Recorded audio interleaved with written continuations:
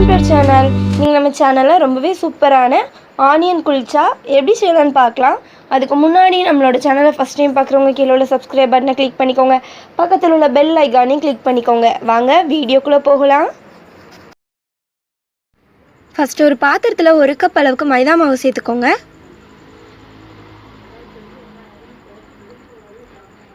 இப்போ இதில் 1/2 கப் அளவுக்கு தயிர் சேர்த்துக்கலாம்.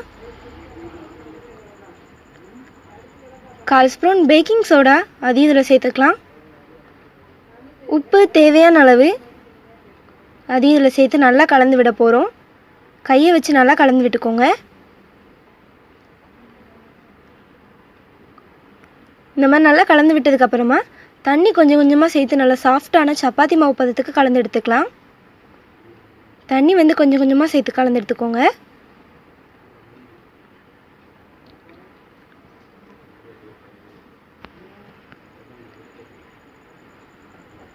பாருங்கள் ஃப்ரெண்ட்ஸ், நம்மளோட மாவு எந்த அளவுக்கு சாஃப்டாக சூப்பராக ரெடி ஆகிருக்குன்னு. இப்போ இதுக்கு மேலே எண்ணெய் சேர்த்து நல்லா கலந்து விட போகிறோம். மேலே எண்ணெய் சேர்த்து 5 நிமிஷம் போல் கைவிடாமல் நல்லா கலந்து விட்டுக்கலாம். இந்த மாதிரி நல்லா கலந்து விடுங்க. 5 நிமிஷம் நல்லா கலந்து விட்டாச்சு. இப்போ இதை நம்ம உருட்டி எடுத்துக்கலாம். இந்த மாதிரி கொஞ்சம் பெரிய பெரிய பால்ஸாக உருட்டி எடுத்துக்கலாம்.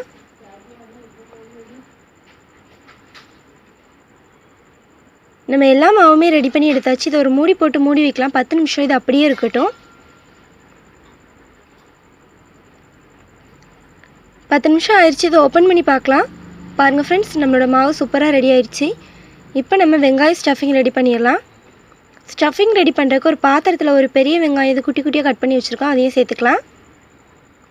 ஒரு பச்சை மிளகாய் குட்டி குட்டியாக கட் பண்ணி வச்சுருக்கோம், அதையும் உள்ள சேர்த்துக்கலாம். கொஞ்சமாக கருவேப்பிலை குட்டி குட்டியாக கட் பண்ணது, கொஞ்சமாக மல்லி இலை குட்டி குட்டியாக கட் பண்ணது, அதையும் சேர்த்து நல்லா கலந்து விட போகிறோம். இந்த மாதிரி நல்லா கலந்து விட்டுக்கோங்க. அவ்வளோதான், நம்மளோட ஸ்டஃபிங் சூப்பராக ரெடி ஆயிடுச்சு. இப்போ நம்ம மாவை விரித்து விடலாம். நம்ம ரெடி பண்ணி வச்சுருக்க மாவு மேலே கொஞ்சமாக மைதா மாவு சேர்த்து இப்போ இதை விரித்து எடுத்துக்க போகிறோம். நம்ம நார்மலாக சப்பாத்திக்கு விரிக்கிற மாதிரி விரித்து எடுத்துக்கலாம்.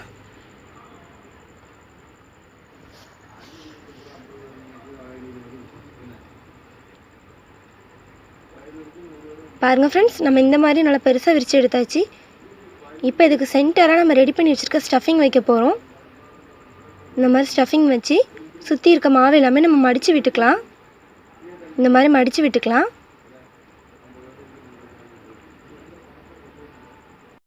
பாருங்கள் ஃப்ரெண்ட்ஸ், நம்ம இந்த மாதிரி மடித்து விட்டாச்சு. இப்போ இதை நார்மலாக சப்பாத்தி விரிக்கிற மாதிரி விரித்து எடுத்துக்கலாம். பாருங்கள் ஃப்ரெண்ட்ஸ், நம்ம இந்த மாதிரி விரித்து எடுத்தாச்சு. இதே மாதிரி எல்லா மாவுமே ரெடி பண்ணிக்கலாம். ஸ்டவ்வில் தோசைக்கல் வச்சுக்கோங்க. தோசைக்கல் நல்லா சூடாகட்டும். தோசைக்கல் நல்லா சூடாகிடுச்சில் நம்ம ரெடி பண்ணி வச்சுருக்க குல்ச்சா சேர்த்துக்கலாம்.